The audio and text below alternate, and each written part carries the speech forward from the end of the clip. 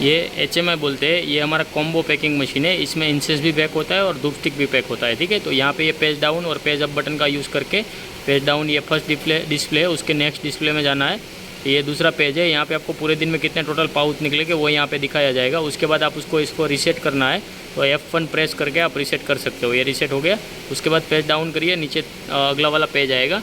इसमें आपको दिखा है रोल अनवाइंडिंग टाइम, ठीक है। तो ये जो आपका ऊपर प्लास्टिक का रोल लगा रहता है ना, रोल, उसका मोटर जो है उसको कितना टाइम आपको घुमाना है उसका टाइम है, ठीक है। तो ये कैसा होता है कि आपका जब मशीन ऑटो में चलता है तो यहाँ पे जब सेंस मिलता है, ये जो सेंस मिलेगा तब आपका वो मोटर जो ऊपर वाला है वो घूमेगा, देखिए इस तरह से, ठीक है। तो ये जो सेंसर है यहाँ पे मिलेगा, आपका ये मोटर घूमेगा। तो उसको कितना टाइम आपको घुमाना है वो टाइम आपको यहाँ पे डालना रहेगा। और वो टाइम कम से कम ज़्यादा से ज़्यादा 10 और 20 और 25 तक ही होता है। उसके ऊपर कुछ नहीं आपको टाइम प्लस माइनस नहीं करना है। ये रोलर स्पीड है, उसमें आपको कुछ भी चेंजेस नहीं करना है, ठीक है। उसके बाद पेज डाउन कीजिए। ये नंबर ऑफ़ बैच है कि पूरे दिन में आपको कितना पाउच निकालना है, उसका ये आपको यहाँ पे बैच डाल दोगे तो ऑटोमेटिक इतना पाउच हो जाएगा। उसके बाद आपका मशीन ऑटोमेटिक रुक जाएगा। जैसे आप यहाँ पे 500 डालोगे 500, तो 500 पाउच निकलने के बाद मशीन आपका ऑटोमेटिक स्टॉप हो जाएगा। उसके बाद ये इंसेंस और धूप स्टिक, तो आपको क्या पैक करना है उसके ऊपर डिपेंड है।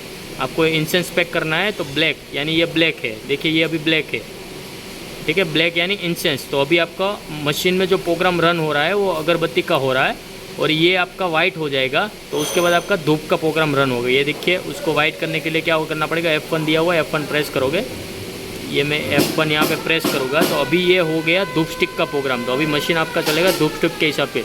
तो जब भी आप प्रोग्राम चेंज करोगे तभी आपका मशीन अगरबत्ती और धूप स्टिक के हिसाब से चलेगा। अभी धूप स्टिक हो गया, ये वाइट यानी धूप स्टिक, तो ये वाइट हो गया यानी धूप स्टिक चलेगा। F1 प्रेस कर दे रहा हूँ, ये अभी आपका अगरबत्ती के हिसाब से चलेगा।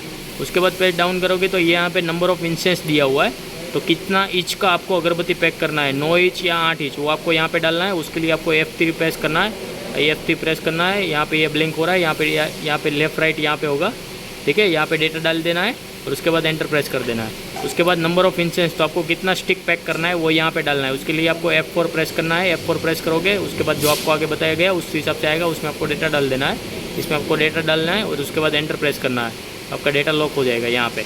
उसके बाद नीचे जाइएगा तो आप आएगा नंबर ऑफ़ धूप स्टिक।